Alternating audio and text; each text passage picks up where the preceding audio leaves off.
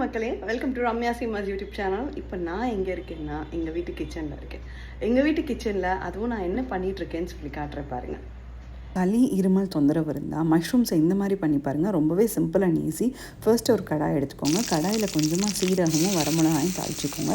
அதுக்கப்புறம் அதில் ஒரு பெரிய வெங்காயமாச்சு 10 சின்ன வெங்காயமாச்சு போட்டுக்கோங்க. அது மேலே மஷ்ரூம்ஸ் உங்களுக்கு இஷ்டம் அந்த மாதிரி கட் பண்ணி போட்டு மஞ்சத்தூள் உப்பு போட்டுக்கோங்க. இதை கொஞ்சம் வதக்கிறப்பவே அதில் இருக்க தண்ணியெல்லாம் வெளியில் வடிஞ்சு வந்துடும். கொஞ்சம் நேரம் பொறுத்திருந்து அதுக்கப்புறம் நல்லா தேவையான ஒரு 2 ஸ்பூன் அளவுக்கு மிளகை எடுத்து நல்லா முணுக்கிட்டு அந்த மிளகை இது மேலே வந்து போட்டுருங்க. அப்போ ரொம்பவே நல்லாயிருக்கும்.